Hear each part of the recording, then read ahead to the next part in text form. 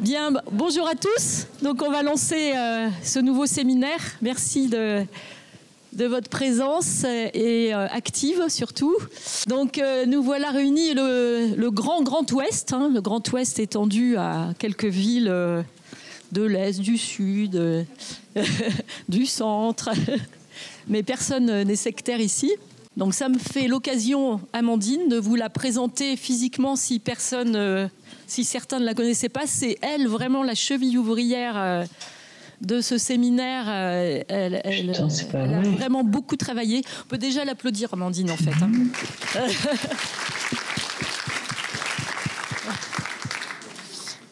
Et donc, le thème de cette année concocté par Annick, hein, c'est Annick qui a lancé l'idée et qui est notre chef du programme scientifique. Donc, on a vraiment bien travaillé ensemble. Oui, avec Sylvie. Hein, nous avons échangé sur le programme, je n'ai pas fait ça toute seule. Et donc, vous connaissez le principe, hein, la journée à thème, les communications libres demain matin. Et puis l'après-midi, donc, on en profite pour faire nos petites réunions du réseau GEM Excel et de la FHU. Donc, il faut aussi remercier nos soutiens institutionnels, donc la filière Andirard, qui vraiment là nous aide bien puisque c'est David et Grégoire qui travaillent avec la filière qui s'occupe de tout l'audiovisuel. Donc merci à eux. Et puis on a le soutien institutionnel du GIRSI Grand Ouest de Hugo qui finance notre réseau GEM Excel. Donc sans ça, on ne serait pas là non plus. Et puis surtout, nos partenaires industriels. Merci beaucoup à vous qui êtes au fond de la salle. Et c'est aussi grâce à eux qu'on peut organiser cet événement. Merci, merci. Et surtout, je vous invite à aller les voir un par un parce qu'ils ont plein de choses à vous raconter. Donc, on est 139 participants. Il y a 91 personnes donc, en présentiel sur les 2 jours. Et donc, il y a 48 personnes, en fait, un petit peu plus parce qu'il y a eu des dernières minutes en visio.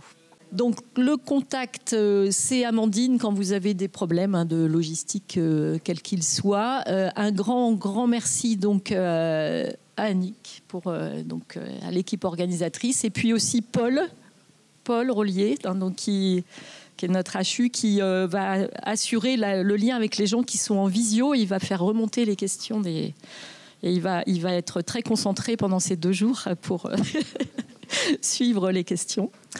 Gwendoline qui représente la filière. Gwendoline, tu es où? Je te vois pas. Elle est à l'accueil, Gwendoline, oui. Donc qui est une chargée de projet, chef de mission là qui est basée à Angers et qui travaille pour la filière. Et puis Mathilde Laubert, qui était aussi à l'accueil, qui est technicienne d'études cliniques que vous avez pour certains vu, puisqu'elle est sur la mission observatoire du diagnostic de la filière et elle se balade dans les différents centres de l'Ouest. Voilà, donc tout le monde a participé. Donc là, maintenant, je vais passer la parole à Annick, qui est la grande chef scientifique de la journée. Merci Annick.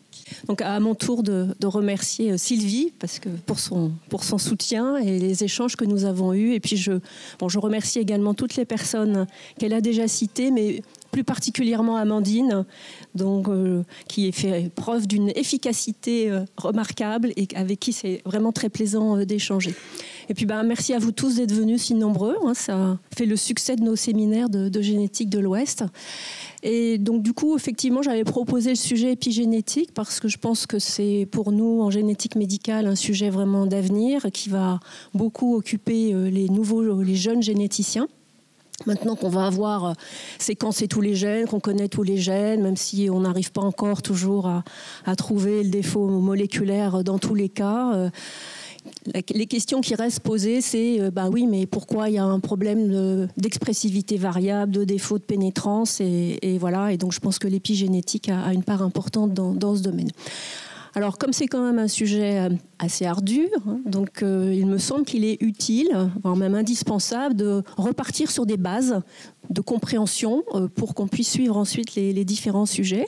Je pense qu'on a un auditoire assez varié et il y a des gens qui n'ont pas forcément une formation très scientifique. Il y a des anciens comme moi qui ont appris les choses, la chromatine.